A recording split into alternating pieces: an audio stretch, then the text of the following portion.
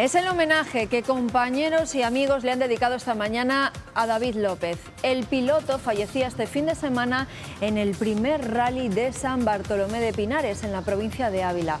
El coche que conducía cayó por un barranco de unos 50 metros. En su honor se ha formado esta caravana que ven, desde el lugar donde se ha desarrollado el velatorio hasta el crematorio.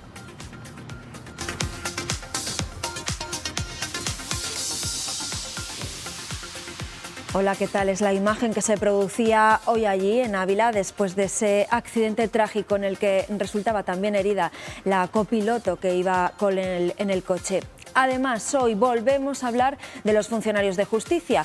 Prosigue la huelga que iniciaron ya la semana pasada y hoy están muy pendientes de una reunión que se mantiene a esta hora, que mantienen los funcionarios con el Ministerio de Justicia. Veremos si se produce alguna novedad al respecto. Y en el tiempo del análisis, hoy vamos a hablar de la sequía y de cómo está afectando a los cultivos de Castilla y León. Ya se habla de pérdidas, de una reducción, según el Itacil, de la cosecha de hasta el 50% en algunas zonas respecto a la media de los últimos 30 años. Si sigue así, sin llover, la situación va a ser peor. Enseguida nos lo van a contar nuestros invitados. Aquí comienza Está Pasando.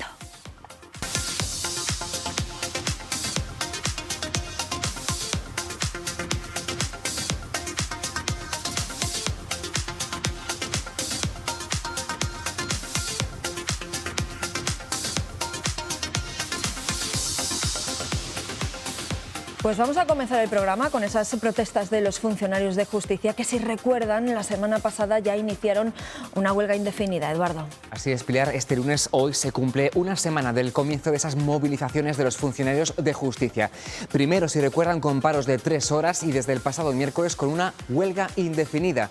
Hoy hay una nueva reunión con el Ministerio de Justicia después de que la de la semana pasada acabara sin acuerdo. De momento, en León, los funcionarios se han concentrado esta mañana. Allí ha estado Lozano.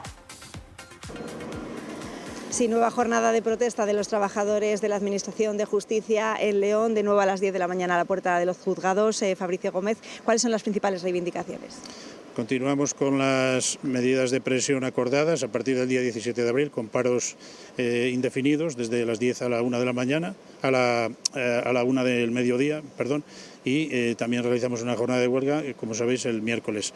Nuestras reivindicaciones estrictamente son tanto por el lado de que se nos reconozcan unas funciones, unas retribuciones justas, y por otro lado que se reconozcan también que en los nuevos tribunales de primera instancia, mediante la ley de eficiencia organizativa, pues tengamos asignadas en unas condiciones laborales dignas. Que no venga después sin garantías, como ahora mismo está en el texto, y queremos que se cambie y que se paralice la tramitación parlamentaria para ello, que no venga con amortización de plantilla, que no venga con merma de retribuciones, que no venga con movilidad forzosa y que esté bien asignado por áreas y por secciones los puestos de trabajo. Porque si no, pues sería un retroceso en nuestros derechos adquiridos y en las condiciones laborales que tenemos actualmente. Entonces queremos que se paralice la tramitación parlamentaria de esa ley, y por otro lado también estamos reclamando que se desarrolle la carrera profesional, que todavía no la tenemos establecida en el Ministerio de Justicia, al igual que ya sí que la hay en otras administraciones, y que en la Ley Orgánica del Poder Judicial está reconocida desde el año 2018. Únicamente ha habido un grupo de trabajo y todavía no se está desarrollando con unos mínimos para que dentro de esta legislatura ya quedara configurada y se desarrollara en el futuro. A su vez, pues hay una petición de reconocimiento de las funciones que realmente se realizan.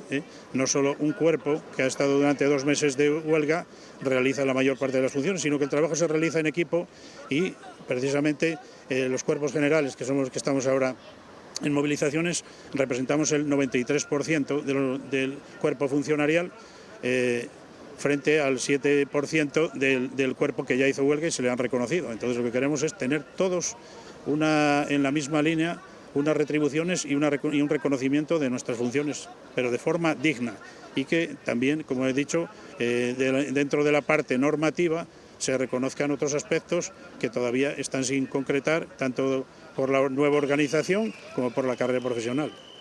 Es un nuevo paro el que hemos seguido aquí en León, pero no es la única sede de la Administración que ha tenido este tipo de paro también en la provincia. ¿Cuál ha sido más o menos el seguimiento?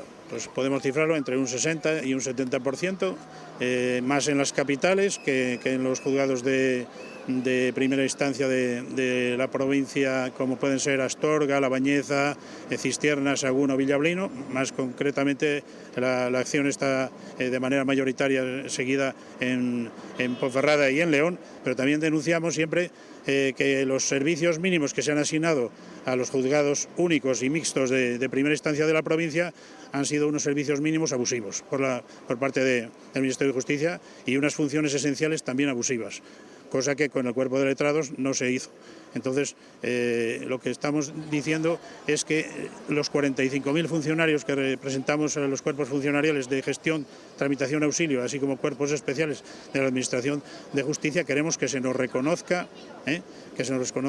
nuestras funciones, y históricamente ha habido reclamaciones y ya parece que ha sido el momento que la gota ha colmado el vaso, y que entre todos deberíamos formar parte de ese equipo con unas retribuciones justas y dignas, no solo una parte de ellos. Lo que estamos reclamando es que sea para todos. Fabricio, ¿qué esperanzas tienen en la reunión que se va a celebrar, que se está celebrando a estas horas en el Ministerio? Sí, en la reunión que se va a celebrar durante la mañana tenemos ya, digamos que tenemos esperanzas de que haya una propuesta más concreta que la que hubo en la anterior reunión, que solo fueron buenas intenciones. Sí. Pues esperamos que así sea. Muchísimas gracias, Fabricio, por atendernos. Muchas gracias a vosotros. Gracias. Pues todos a la espera del resultado de esa nueva reunión de los funcionarios con el Ministerio de Justicia. Y para complicar un poquito más la Administración de Justicia en nuestro país, hoy han sido las principales asociaciones de jueces y de fiscales las que han anunciado su intención también de hacer huelga indefinida a partir del 16 de mayo. Estaremos muy atentos a esa convocatoria.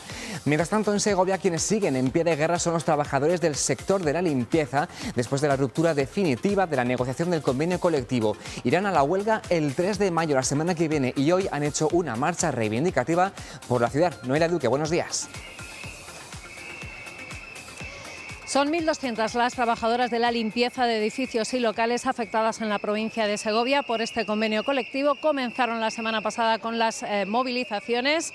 Hoy han realizado una marcha entre el edificio de sindicatos, el Ayuntamiento y la Diputación. Quieren llamar la atención de las instituciones, de las administraciones, porque aseguran que no van a parar en sus reivindicaciones. Olga Sánchez, de UGT, buenos días. Buenos días. ¿Cuáles son precisamente esas reivindicaciones? Bueno, pues principalmente lo que pedimos es que se nos actualicen las tablas salariales del convenio de limpieza de Segovia al SMI, porque nos hemos quedado muy por debajo con las subidas que ha habido estos últimos tiempos del SMI, y tenemos el convenio más bajo de la comunidad de Castilla y León. No es justo para las trabajadoras de Segovia, realizando las mismas labores, cobrar un salario mucho más bajo. No pedimos mucho más, es una actualización y una revisión salarial. Porque Esther González, de Comisiones Obreras, todavía no se cobra el salario mínimo interprofesional en este sector. La clave de esta cuestión es que en algunos casos sí se cobra el salario mínimo, es lo que dice el Gobierno, ¿no?, que hay que pagar. Lo que no les obliga a las empresas, el Gobierno, es a trasladar ese salario mínimo en las tablas salariales. ¿Qué sucede? Que si no están en las tablas salariales, muchas empresas pequeñas al final no están pagando el salario mínimo, ¿vale? Lo que venimos a solicitar aquí al Ayuntamiento y a la Diputación, en este caso, que tienen estos servicios, es que cumplamos con ese convenio colectivo, que adaptemos las tablas salariales como tiene que ser, para evitar que los trabajadores estén vendidos y que se les pague a todo el mundo el salario mínimo sin que tengamos que intervenir casi los sindicatos, ¿vale? Porque hay personas que no están cerca de los sindicatos a lo mejor y no saben cómo gestionar esas subidas del salario mínimo. Si no hay acuerdo, huelga a partir de mayo. Efectivamente, si no hay acuerdo, si en esta semana no se ponen en contacto con nosotros y llegamos a un punto de negociación interesante para ambas partes, pues tendremos que llegar a la huelga, que será a partir del día 3 de mayo. Esther, recuérdanos cuáles son los sectores y los lugares que se verían afectados. Pues mira, aquí, que por eso venimos a los sectores, es toda la limpieza de edificios y locales de la provincia de Segovia, Y bueno, en este caso aquí en las dependencias municipales del Ayuntamiento, en Diputación en los centros asistenciales, en muchas de las fábricas también se les aplica a los trabajadores de la limpieza ese convenio, ¿no?, de la limpieza de edificios y locales. Es decir, hay muchos centros muy sensibles y que se van a ver afectados en este caso con esa huelga que vamos a hacer. Y bueno, estamos intentando con estas movilizaciones que la patronal se mueva de su posición, que no se enroque en una cosa que no tiene ningún sentido, puesto que creemos que es viable y que lo podamos conseguir y no tener que llegar a la huelga, pero si no, así será. Pues Esther y Olga, representantes de Comisiones Obreras y UGT, muchas gracias por atendernos, por contarnos a todos los castellano-leoneses las reivindicaciones de este sector de la limpieza de edificios y locales en Segovia. Otro sector que protesta y que podría ir a la huelga ese próximo 3 de mayo. Gracias, Mariví. Y en Ávila esta mañana han despedido al piloto que falleció el pasado sábado en el transcurso del primer Rally San Bartolomé de Pinares entre esa localidad y el puerto del Boquerón. En un tramo de bajada, el vehículo que conducía se salió de la calzada y cayó por la ladera. Esta mañana una caravana ha acompañado al féretro para darle, Roberto Ponce, el último adiós.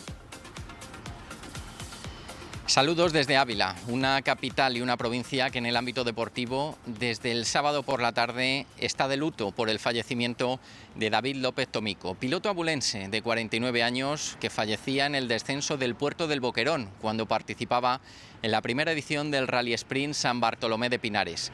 Hay que decir que su copiloto, Natalia Ríos, salía herida leve de ese accidente que resultaba mortal para David. Su familia, la de sangre y también la de la gasolina, sus amigos de los rallies, le han querido despedir, acompañando el cortejo fúnebre con sus coches de competición, como a él tanto le gustaba. Han partido desde aquí hasta el crematorio de la ciudad. Así se despide a David López Tomico, un amante de los rallies. Su vida era el motor, era mecánico y también había participado, por ejemplo, en las 2 últimas ediciones del Rally Dakar, aunque en la parte de la asistencia. En los coches se podían leer mensajes como "Siempre Tomico", y eso también lo trasladamos desde aquí. Hasta siempre, David López Tomico, descanse en paz. Pues un abrazo a la familia, amigos y compañeros de David. Hasta aquí lo que está pasando a esta hora de la mañana aquí en Castilla y León. Ahora vamos a hablar de otro asunto que también está desgraciadamente muy de actualidad: la sequía, la escasez de precipitaciones y sus consecuencias para el campo. Pilar, ahora en el tiempo del análisis hablamos con las organizaciones profesionales agrarias de esas consecuencias, porque si no llueve en los próximos días van a ser todavía mucho peores. Sí, además no hemos terminado el mes de abril, pero ya apunta como el más seco de los últimos años. Una situación que preocupa sobre todo a los agricultores, porque a estas alturas ven como la próxima cosecha puede verse muy reducida. Hay zonas, de hecho, que si no llueve en los próximos 10 días, y no parece que vaya a ser así, al menos esta semana, ya se estima entre el 50 y el 70% las pérdidas. Hoy tenemos en Está Pasando a don Naciano Dujo, que es el presidente de Asaja Castilla y León. Don Naciano, gracias por estar aquí en el programa, en el plató. Gracias a ti. También está con nosotros Aurelio González, secretario general de UPA Castilla y León. Aurelio, gracias una vez más por estar en nuestro programa. Muchas gracias a vosotros. También está acompañándonos Jesús Manuel González Palacín, coordinador de la Unión de Campesinos de Castilla y León. Muchísimas gracias. Hola, muchas gracias y realmente agradecerte que atendáis las problemáticas del campo. Desde luego queremos estar con todos los temas que preocupan aquí a los castellanos y leoneses. Y también todos ellos están en mi izquierda. A mi derecha está Pedro Pablo Ballesteros, que es el presidente de la Comunidad de Regantes del Canal Toro Zamora. Muchísimas gracias, que además sabemos que viene usted de una reunión. Ahora enseguida nos contará un poco qué es lo que se ha hablado en esa reunión y qué perspectivas tienen para las próximas semanas. La sequía amenaza al campo. Lo primero que vamos a ver es qué datos tenemos en cuanto a precipitaciones caídas y también en reservas de agua en la comunidad. Eduardo, cuéntanos. Sí, Pilar, vamos a comprobar esos datos de los embalses de nuestra comunidad autónoma. Ya les advierto de que así a simple vista en general no están tan mal, pero esto no quiere decir gran cosa si sigue sin llover. Así, como van a ver a continuación, están esta mañana, según la información de la Confederación Hidrográfica del Duero, en su boletín de las 8 de la mañana, al 75,5% de su capacidad. Hace un año estaban al 77%, pero miren cómo la media de la última década es prácticamente del 85%. Son eso, 5 medias, pero analizando embalse por embalse, atención al de Aguilar de Campo porque no llegan ni a la mitad, está ahí al filo del 45%. Y también en Palencia, en esa provincia, el embalse de la Requejada está al 46%, son los que peor están de toda Castilla y León. ¿Y esto por qué? Pues por eso, porque ha llovido poco. Esto que están viendo ahora es toda la precipitación caída en el mes de marzo, menos cuanto más oscuras son esas zonas en colores amarillos y rojos, por debajo de los 40 milímetros. Los azules, por ejemplo, son los que marcan 200, 300 milímetros. Y al otro lado, la comparación de lluvias de este mes de marzo con las de los meses de marzo de las últimas décadas. Es que en el mejor de los casos, las zonas amarillas fueron las mismas cantidades. Las rojas indican que cayó menos de la cuarta parte de lo que solía caer en esas décadas anteriores. Y lo que vamos a ver a continuación es lo mismo, pero en lo que va de año hidrológico, es decir, desde octubre hasta el pasado mes de marzo. Al ampliar el periodo e incluir los meses de otoño, hay más zonas donde ha llovido por encima de los 600 milímetros, pero comparado con esos meses de los últimos años, en buena parte del país supone la mitad de lo que llovía habitualmente. Bueno, pues voy a comenzar por preguntarles a nuestros invitados. Don Aciano, empiezo por usted. ¿Cuál es la situación del campo debido a esa falta de agua, debido a la sequía? Bueno, pues la situación que en estos momentos nos encontramos es de tremenda incertidumbre. Siempre los agricultores, los ganaderos sabemos que el mes de abril y el mes de mayo son las llaves del año, son las que hacen la cosecha. Normalmente las sementeras se hacen el mes de octubre, el mes de noviembre, el invierno hay un nacimiento, hay un parón por el frío, pero el año se hace entre marzo, abril, mayo y a cosechar ya para junio, julio.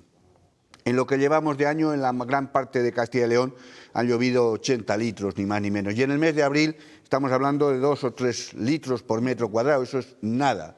Si el mes de abril, que es uno de los principales, no llueve, pues hasta finales de marzo teníamos un campo decente, muy caro, porque hay que recordar que este año la sementera fue la más cara de la historia, pero claro, si el mes de abril no llueve y encima hemos tenido ahí al medio una helada que también ha hecho muchísimo daño, la situación ahora es muy preocupante, pero además preocupa lo que vemos en el suelo y nos preocupa las previsiones que hay en los próximos 10 días, 12 del cielo, que haya ausencia total de precipitaciones con abundancia o con temperaturas muy altas. Por lo tanto, lo peor que podíamos esperar está sucediendo. En el año más caro de la historia vamos a tener un año de producción tanto agrícola como ganadera en el tema de pastos, pues con muchísimas dificultades y unas pérdidas muy importantes para el sector. Por eso le iba a preguntar a Aurelio por las pérdidas. No sé si ya están haciendo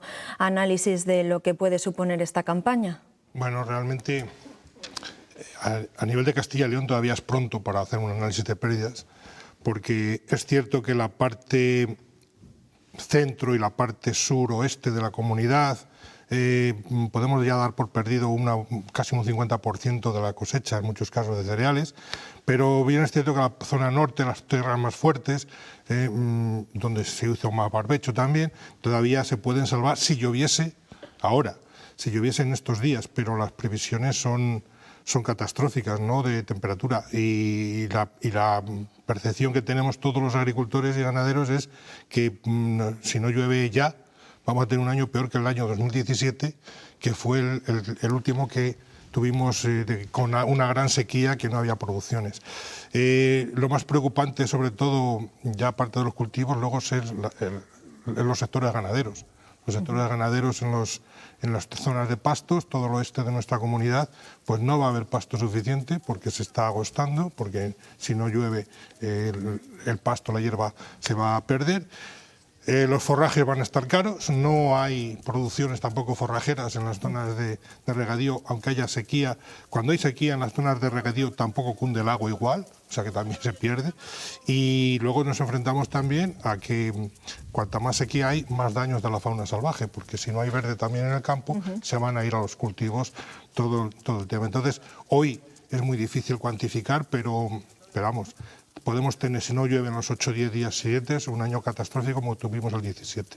Jesús Manuel, el Itacil bueno, habla incluso ya de una reducción de hasta el 50% en el este de Soria, también en el norte de Burgos, con respecto a la media de las últimas 3 décadas en cuanto a trigo y a cebada. No sé si se atreve a hacer, bueno, pues también darnos alguna cifra, algún balance y ver también qué zonas, como apuntaba Aurelio, pueden ser las más complicadas, las que peor lo puedan tener. Pues la verdad es que la sequía es verdad que ha empezado a afectar sobre todo la zona más sur, que son tierras más ligeras, pero está avanzando a un ritmo vertiginoso hacia el norte. Y sobre todo hay que añadir a los cultivos de cereal, cultivos de colza, que no solamente la sequía, los hielos de los últimos 15-20 días las han abrasado enteras, prácticamente las damos por perdidas. Y todo el tema de viñedo, el viñedo también le ha hecho mucho daño el hielo. Entonces son dos inclemencias meteorológicas, la sequía y el hielo, que ha hecho muchísimo daño. Tenemos un panorama desolador, absolutamente. Yo creo que ahora mismo el 50% se queda corto de pérdida de producción. Sí, que esa es la foto fija ahora mismo. Exactamente. Que veremos a ver en los próximos días. Lo que veíamos otros años, que la zona norte, yo soy de Burgos, la zona norte, me están diciendo mis compañeros de Miranda que es desastroso el tema. Tenemos unos costes de producción por hectárea en cereal de cerca de 1.000 euros, 800, 900, a 1.000 o 1.000 y pico. Los fertilizantes han estado totalmente disparados, el gasóleo disparado. Y ahora mismo, si no cogemos al menos entre 2.500 y 3.000 kilos por hectárea a precios actuales, entramos en pérdidas directamente. Por tanto, las pérdidas es muy fácil calcularlas. Multiplicas por 2 millones de hectáreas. A esto hay que añadirle los compañeros ganaderos de extensivo no tienen pastos, no van a tener disponibilidad de paja porque no va a haber paja, los forrajes han quedado a una altura ridícula, muchos no se van ni a poder segar. Entonces tenemos una problemática muy dura en los próximos días. O sea, si no llueve de forma inmediata y muy generosamente esta semana, entramos en unas pérdidas cuantiosísimas. Pedro Pablo, usted viene de la zona de Zamora. ¿Cómo está por allí las cosas? ¿Cómo está la situación? Bueno, pues la zona en Zamora evidentemente va entrando ya en una problemática seria. Lo que es hablando de zonas de secano, yo me muevo bastante por la provincia y excepto aquellas zonas que tradicionalmente hacen barbechos, y se ha sembrado sobre barbecho, que están aguantando un poco. El resto, a día de hoy, hay ya parcelas que se dan por perdidas, lo cual eso, pues, ¿para qué decir más de lo que vienen expuestos los compañeros? A los costes que se sembró y a los costes que ha habido todo, pues la catástrofe está encima de la mesa. Teniendo en cuenta esta situación, don Aciano, ¿podría darse el caso de agricultores a los que no les compense recoger lo que han sembrado? Bueno, lo que hay en el campo hay que recogerlo y compensar a pocos kilos que hay que pasar la cosechadora, porque siempre hay que aprovecharlo. Pero en el momento en el que nos encontramos, los agricultores tienen que tomar varias decisiones y que nos las tiene que facilitar las administraciones, el Gobierno central, el autonómico y también Agroseguros. Nosotros pedíamos al consejero el otro día que en esta situación y a nivel nacional, ministro, primero, no hay que hacer más gastos inútiles si vemos que no se va a poder aprovechar o va a poder dar un fruto. Es decir, no tiene sentido que hoy haya normas de la PA de corregímenes que obliguen a sembrar unos girasoles si no va a llover, si no van a nacer y por lo tanto no van a dar producción. Van a ser 100 euros más por hectárea de gasto para nada. Entonces, no tiene sentido. Si hay cultivos que se ve que no van a dar fruto, pero sí puede haber un aprovechamiento o a diente del pasto o segándolo, hay que facilitárselo a ese agricultor para que haya un ganadero, para que haya el sector lo pueda aprovechar. Y eso hay que dar normas flexibles de la PA y de Agroseguros. No hacer más gastos, aprovechar al máximo lo que hay. Y la tercera cuestión, ayudas. No podemos dejar caer el sector. Y no olvidemos que el 2017 fue malo, el 2019 fue malo, el 2022 fue malo, hemos hecho una sementera muy cara, entonces hay muchas economías que no aguantan si no hay rentabilidad. Por eso tiene que haber ayudas directas, tiene que haber sistema financiero a largo plazo, créditos a largo plazo, tiene que haber exenciones en materia fiscal y de seguridad social. Es decir, el conjunto de Europa, de España, de la comunidad, tiene que ayudar a este sector porque lo necesita. O sea, todo ese tipo de medidas ya se las plantearon a Aurelio, al consejero el otro día en la reunión. Creo que también pidieron una mesa propiamente de la sequía para hablar de toda esta situación. ¿Qué les dijo el consejero? Bueno, realmente sí, en esa reunión que tuvimos del Consejo Agrario ya se habló del tema de la sequía porque es preocupante, porque además habíamos tenido el día antes una reunión en Madrid con la Mesa Nacional de la Sequía, ¿no? Donde ya se han planteado pues una serie por parte de las organizaciones agrarias una serie de peticiones al Ministerio. Y en el Consejo Agrario pues lo que dijimos es que sí, hay que convocar ya una mesa, una reunión y poner ya encima de la mesa asuntos para poder tratar y ver qué podemos hacer. Nos hemos comprometido a pasarle una serie de propuestas que hoy se las estamos pasando con el tema de las exenciones de las normativas, como se apuntaba antes, y claro, lo primero es eso, decir que lo primero que necesitamos es que no se nos obligue a una serie de condiciones en los ecoregímenes y la condicionalidad reforzada, hacer más gastos en las explotaciones cuando sabemos que no lo vamos a poder repercutir luego en producción, ¿no? Entonces, eso es lo primero, pero también, desde luego, lo que se necesita, desde mi punto de vista, es que se tienen que poner de acuerdo las tres administraciones, primero la europea, la nacional y la comunidad autónoma, para poder tirar de la reserva de fondos de crisis que lo permita Europa. Y si Europa nos permite utilizar fondos de crisis, pues hay que establecer unas ayudas directas que compensen a los agricultores y a los ganaderos por las pérdidas que vamos a tener. Porque es positivo, es importante que haya también financiación, que haya préstamos de interés cero, etcétera, etcétera, pero sobre todo los ganaderos, los agricultores, lo que demandan hoy es ayudas directas y se pueden establecer, ¿no? Y, por ejemplo, bueno, tenemos que decir, tenemos un seguro que además desde el Ministerio, a través de NESA, se bonifica el coste de la prima, las comunidades autónomas también aportan una bonificación a esos costes, pero el seguro de sequía, por ejemplo, en cereales solo cubre el 70% de los daños. Bueno, pues el otro 30% a lo mejor se puede meter una ayuda directa que lo palíen, poniéndose de acuerdo entre el Ministerio y la comunidad autónoma, ¿no? Si lo permite Europa. Y sobre todo, bueno, pues es implementar estas medidas de urgencia, pero sobre todo tenemos que poner ya encima de la mesa planes de futuro y tenemos que repensarnos mucho la agricultura que tenemos, ¿no?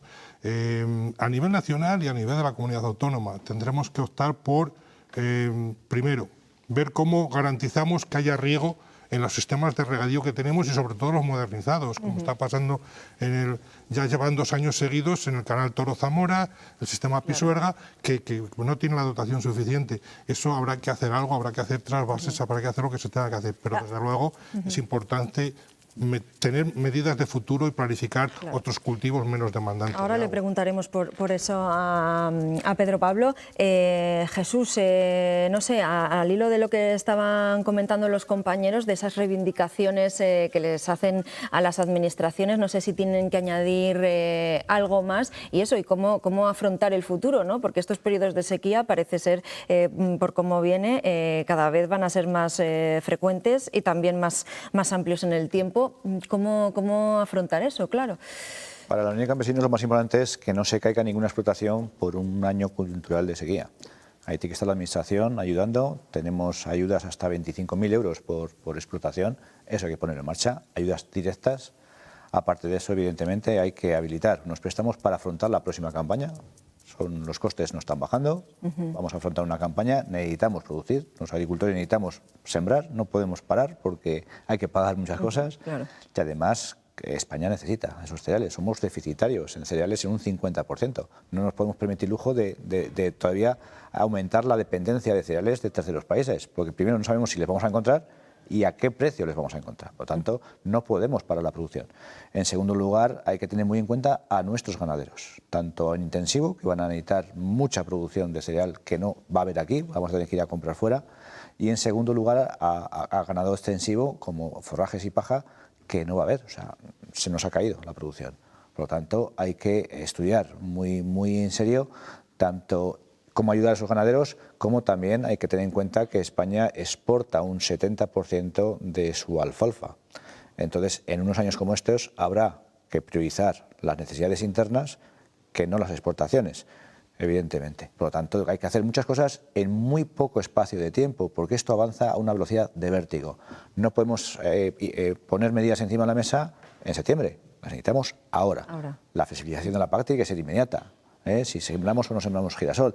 Este año nos han obligado, entre comillas obligado, si no queríamos perder una parte de ecoesquemas, a sembrar leguminosa y hemos pagado la semilla, pues en algunos casos a 2.000 euros la tonelada, cuando normalmente está a 500, 600. Esas son barbaridades que nos ha hecho esta nueva PAC, que no tiene ningún sentido y que hay que adaptarla a lo que está haciendo. Por lo tanto, es muy urgente poner medidas encima de la mesa, flexibilizar la PAC, medidas fiscales, pero sobre todo ayudas directas, tanto para salvar la situación como para afrontar la campaña que dentro de 4 o 5 meses estamos preparando para sembrar la próxima campaña. Pedro Pablo, eso, ¿cómo se afronta? Porque ustedes, pues eso, llevan mucho tiempo hablando, pues, de la modernización, de las cuestiones que son necesarias para, bueno, pues para afrontar el regadío de los cultivos, pero eso, teniendo en cuenta la situación en la que estamos, con episodios de sequía, pues todavía más. No sé por dónde pasa ese futuro, qué es lo que habría que hacer. Bueno, pues vamos a ver, yo representando a una comunidad de regantes de Zamora, de una de las más grandes, y después un poco también en calidad de representante de parte del sistema Pisuerga-Bajo Duero, es cierto que los regantes desde hace unos años para acá, se puede hablar que ya llevamos más de 15, 20 años, haciendo unas inversiones muy fuertes para modernizar. Cuando se empezaba a hablar de las primeras modernizaciones, allá por el año 99-2000, se hablaba de que era, evidentemente, para ahorrar agua, para producir más. Evidentemente, los regantes, las comunidades de regantes, nunca son ajenas a lo que pasa en la sociedad, queremos estar a la altura y movimos ficha, empezamos a hacer las modernizaciones. En el caso que a mí me trae, que es el canal Toro-Zamora, hace unas inversiones al entorno de 55 millones de euros. Damos los primeros pasos con las primeras hectáreas puestas en riego en modernización y una problemática que nos encontramos a la hora de toda esta historia que se nos vende de ahorro de agua, de más y más producciones. Nos encontramos con un lema que un buen compañero, que ya no nos acompaña, en una manifestación trajimos, y es que de niño me da miedo la oscuridad y de adulto me da miedo la luz. Una vez de que empezamos a modernizarnos, se nos atraviesa por el camino el tema de la luz, que se nos suma a restar beneficios de esas modernizaciones que hacíamos para ahorrar dinero, para ahorrar agua, para ser más competitivos, y resulta de que año a año estamos viendo que el agua, evidentemente, cuando no llueve, no llueve, nadie nos podemos poner en contra del tiempo, pero sí vemos que en algunos momentos se están haciendo malas gestiones. Yo creo que no se ha vuelto a plantear nada de reforzar, ya no hablo de hacer nuevas inversiones en pantanos, sino de reforzar, concretamente en el sistema Pisuerga-Bajo Duero. Sí que se ha hecho una inversión muy importante de un embalse, el embalse de Castrovido. El embalse de Castrovido se tenía que haber puesto en funcionamiento en el 2021, que aliviaría mucho la situación del sistema Pisuerga-Bajo Duero. Ahí está, no se puede poner en marcha. Nos han informado en estos últimos meses que le ha salido una fisura por no sé dónde. Entonces, todo eso va pasando factura a los días de hoy. Yo me encuentro, tengo que venir a la Confederación con el encargo de mis compañeros, de los que componen una comunidad de regantes, que tienen una grave situación. Han hablado los compañeros de los sindicatos de los elevados costes que tiene poner en marcha una hectárea, han hablado de secano, pero es que estamos hablando que una hectárea de regadío de cualquier cultivo de los que hoy tenemos que ir para ser capaces de amortizar esas grandes inversiones que tenemos encima de la mesa, podemos hablar al entorno se nos puede marchar desde 4.500 euros hasta 7.000 euros una hectárea. Si ahora nos vemos que no tenemos agua por segundo año consecutivo en un sistema Pisuerga-Bajo Duero, en el que es, yo creo, de los más extensos aquí, pero sí que es cierto, y quiero aprovechar la ocasión que se me da, para pedir esa palabra que queda muy bonita en el papel, ser solidarios. El sistema Pisuerga-Bajo Duero, ahora mismo, cogiendo una referencia de 6 últimos años, 3 hemos estado en sequía. Yo creo que se tendría que haber hecho algo. Entonces, a día de hoy, hemos tenido una junta de explotación, hoy por la mañana, en la que ya al final se va a asignar la dotación que va a recibir el sistema Pisuerga-Bajo Duero y que parece ser que se va a mantener a 30 de septiembre, de 3.500 metros cúbicos. Ahí, a favor de la Confederación, puedo decir que sí que ha hecho algo, y es que el sistema de las 55.000 hectáreas más o menos que lo componen, dentro de él hay muchas tomas y concesionales directos que no acuden a las juntas de explotación y de alguna forma ellos hacían uso de lo que tienen concedido en papel. A partir de esta campaña van a estar regulados igual que las comunidades de regantes que componen este sistema, pero esa no es la solución del todo. Yo creo que hay 3 embalses dentro del sistema, dentro de la cuenca. Yo he apelado mucho a la presidenta, organismo de cuenca. Organismo de cuenca, yo creo que esa palabra también que queda en el papel de ser solidarios debe de llegarle al sitio y se debía de mover ficha urgente para que en el sistema Pisuerga-Bajo Duero hubieran entrado, no estoy hablando de 6.000 metros cúbicos, como hay algunas zonas que van a tener para esta campaña, sino de entre 800.000 metros cúbicos, que las comunidades modernizadas hubiera sido un gran alivio, para poder salvar cultivos que, como bien dicen mis compañeros, el secano ya se va a dar por perdido. Apostábamos por el regadío y nos encontramos que vamos a estar en la misma situación, en la ruina. Estamos refiriéndonos, claro, a cosecha de cereales, sobre todo a trigo, a cebada, pero la falta de agua, como han apuntado los invitados, también está afectando a otros cultivos como los frutales. Nos hemos encontrado con un caso concreto, el de los productores de cereza en Burgos, Eduardo, que tienen problemas.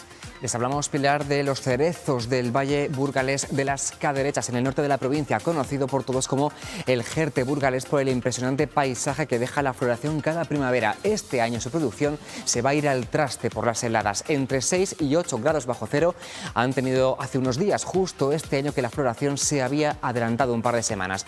Y a eso se suma ahora el problema de la sequía. Los cerezos necesitan las lluvias primaverales y este año, dicen los productores, ha caído 10 veces menos agua que el año pasado. Nosotros, que somos un cultivo de secano, ¿no?, el más secano húmedo, pues dependemos mucho de ese agua de la primavera. Y normalmente aquí marzo y abril son meses lluviosos, que podemos recoger entre 80 a 100 litros de agua, y este año en marzo hemos recogido 10 litros y en abril pues llevamos 8.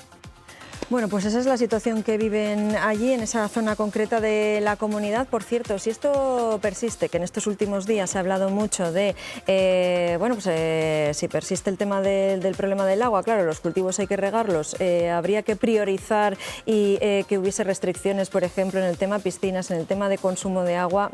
¿Qué opináis? Así un poco brevemente, porque nos tenemos que marchar, don Aciano. Bueno, dentro del plan hidrológico de cada cuenca están las prioridades que el uso se tiene que dar. Por supuesto, nosotros apelamos al consumo humano, ese es el primero, y luego el sector agrícola y ganadero especialmente.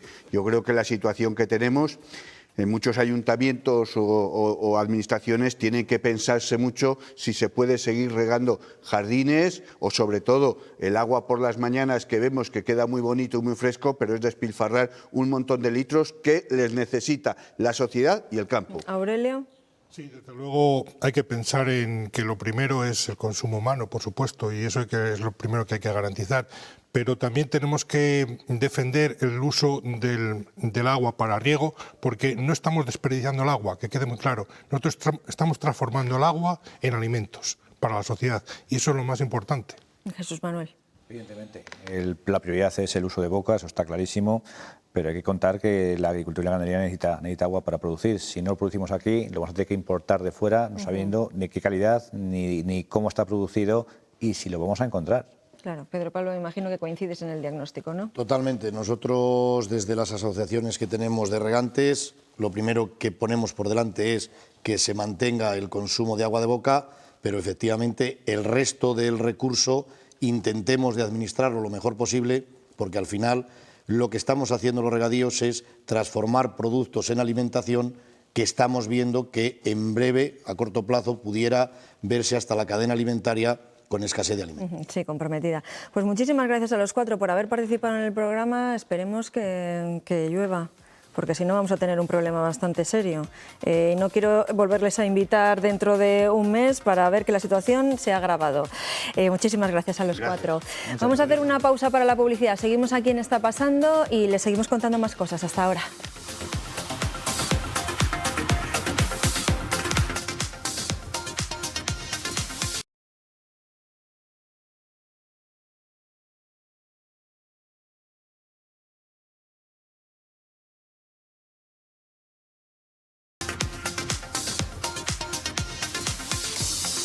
Seguimos en Está Pasando y les hablamos ahora del Festival de Fotografía de Castilla y León, cuyas obras ya se pueden ver en Palencia. Eduardo. ¿Y dónde es, Pilar? Pues en Palencia. Allí continúa estos días ese tercer Festival Internacional de Fotografía de Castilla y León. Hasta el 21 de mayo, la ciudad acoge la obra de 34 artistas en 14 exposiciones y una veintena de actividades paralelas, aparte de esa cita, repartidas por toda la ciudad. Todos los rincones se inundan de fotografías, sobre todo donde hay alguno de los enormes cubos con imágenes, entre los que está Alba Míguez. Alba, buenas tardes. Sí, en Valencia se inaugura ya el Festival de Fotografía de Castilla y León, es la tercera edición y estamos con María, que es su comisaria. María, muy buenos días. Buenos días. Bueno, otra vez el arte, ¿verdad? Vuelve a inundar las calles de Palencia capital. Inunda las calles de Palencia capital y espero que los ciudadanos se involucren, disfruten de esto que les hemos traído, que les presentamos. El tema de la tercera edición es la ciudad y sus gentes y el paisaje. Y aquí estamos en la Plaza de la Inmaculada con unos paisajes maravillosos, unas tomas de la cantera de Carrara, el mármol que llega a las catedrales. En la Plaza Mayor tenemos Tony Ray Jones y Paul Himmel con un sentido del humor maravilloso de fotografías de los años 50-60. El Paseo del Salón tiene el gusto por la vida con la danza y la moda y el sentirse bien con uno mismo. Y los jardinillos, fotografías de Chris Darley con la movilidad, el atasco, gente en un atasco y qué es lo que pasa mientras estás en ese atasco. Y en el Museo de Palencia tenemos una colección maravillosa de la historia de la fotografía hasta los años 50, colección Astudillo, y unas fotografías inéditas del escritor mexicano Juan Rulfo, que bueno, las fotografías son notas que él iba tomando, notas visuales para cuando hizo sus obras del Pedro Páramo y El Llano en Llamas. Y tenemos en el archivo fotografías maravillosas de este artista que fue Tonino. Y ya por último en Unicaja tenemos dos vistas de los años 80 en Nueva York y en Madrid. En los años 80 fue una década con mucho cambio y hay unos retratos maravillosos de personas que influyeron en nuestra cultura, de los que somos herederos hoy en día. Así que espero que lo disfrutéis. María, son temáticas muy distintas, desde el paisaje, el patrimonio, las personas, ciudades en los años 80, el sentir del ser humano. ¿Qué es lo que las une a todas ellas o qué tienen en común todas estas fotografías? Lo que tienen en común es que los fotógrafos, los que hicieron estos trabajos, la pasión por lo que estaban haciendo. Aquí en la Plaza de la Inmaculada tenemos dos autores que hacen paisaje, pero no son fotógrafos de viajes. Vicky Sanmunaris vive en el paisaje. está semanas acampando en el desierto y viviendo el paisaje. Lo mismo que Tonino vivía con pasión a sus personajes que venían a su estudio, o Carmen Balbé retratando a los personajes de la cultura española, o Marcus Lauderdale en el East Village de Nueva York. O sea, que la gente que se anime a disfrutarla, María, esta exposición, este festival de fotografía que llega a Palencia un año más, 3 años ya, son 3 ediciones, y se puede además disfrutar de ella hasta el 21 de mayo. De mayo, exactamente. Ojalá durara mucho más tiempo porque hay mucho que ver, mucho que observar. Animo a los visitantes cuando vayan al museo que metan la nariz y los ojos en esas fotografías y se queden, porque son fotografías también analógicas, que aprecien no solamente lo que el fotógrafo estaba viendo, sino cómo trató esas fotografías a la hora de imprimir y demás. Son fotografías para ver, las de interior, para ver lentamente. Muchas gracias, María, por haber estado con nosotros. Muchísimas gracias y que lo disfrutéis. Pues gracias también a ti, Alba, por ese repaso de la agenda hasta el próximo 21 de mayo en Palencia. Cambiamos la fotografía por la lectura, porque muchas librerías de Castilla y León sacaron ayer los libros a la calle por el Día del Libro, y muchos paisanos seguro que aprovecharon la ocasión para comprar algún título nuevo, aunque cada vez son más los que buscan en el mercado de segunda mano también libros y novelas. En lo que va de año hay un 30% más de anuncios y la demanda ha subido un 6%. Son datos del portal Mil Anuncios y saludamos en directo ya a su portavoz, Íñigo Vallejo. Íñigo, buenas tardes. Muy buenas tardes, ¿qué tal? ¿Cómo estáis? Íñigo, he dado dos datos, ese 30% de más anuncios y ese aumento de la demanda de 6%, son datos nacionales, no sé si cambia por comunidad autónoma. ¿En Castilla y León tenemos datos parecidos? Sí, realmente se mantiene más o menos en casi todas las comunidades autónomas. Lo que sí va variando es los términos o los tipos de libros que más se buscan. Por ejemplo, en el caso de Castilla y León, pues destacaban los libros de texto y destacaban también las enciclopedias, por ejemplo. Claro, pero vemos, Íñigo, que cada vez más se amplía esa oferta y demanda de títulos de segunda mano entre particulares, ¿no? Ya no solamente libros de texto, sino novelas, he leído por ahí Harry Potter, Julio Verne, un poco de todo, ¿no? Y sobre todo cómics. Sí, los cómics son de los que más han despuntado durante estos últimos meses y efectivamente, como decías, la saga, por ejemplo, de Harry Potter, ahora que ha salido el nuevo videojuego relacionado con esta temática, ha despuntado mucho, y otros libros, como decíamos, de Stephen King, de Tolkien, son los que más están destacando ahora mismo y los que más se buscan en el mercado de segunda mano. ¿Y a qué se debe este incremento tanto de la oferta como de la demanda de libros de segunda mano? No sé si hay más conciencia ecológica o de dar más vidas a los libros, o también por economía, por la inflación. ¿Qué razones hay detrás? Pues sobre todo hay un tema siempre económico, que es que los libros de segunda mano se pueden adquirir a un precio inferior que los que son nuevos, y además con la subida de precios de la inflación lo que hemos encontrado en el mercado de segunda mano ha sido todo lo contrario, es que han bajado los precios un poco, en este caso han bajado un 2%, dejando de lado que ya suelen ser más bajos desde lo normal. Y luego, como decías, hay una parte medioambiental, hay una conciencia sostenible en la que cada vez más las personas están publicando esos libros en las aplicaciones de segunda mano, porque lo que ven es que para qué tenerlo en casa, ya me lo he leído, voy a darle una segunda vida y que esta historia le llegue a otra persona. Entonces lo pongo en el mercado y lo vendo. No sé si tenéis, Íñigo, un poco definido el perfil del comprador y del vendedor, porque hablábamos antes de los libros de texto. Bueno, se define un poquito más quien haya superado ya el curso o quien quiera aprovechar esos libros, pero con tanto surtido de títulos, ¿quién vende, quién compra, quién se interesa pues, por cómic, por Harry Potter?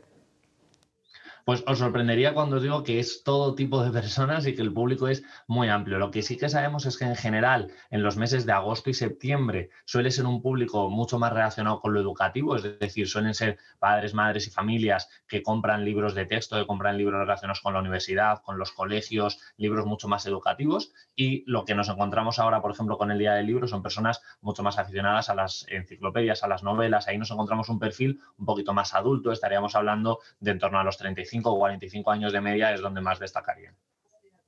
Pues Íñigo Vallejo, portavoz de Mil Anuncios, gracias por explicarnos qué hay detrás de este aumento de la oferta y de la demanda de libros de segunda mano en esa plataforma. Gracias y buenas tardes.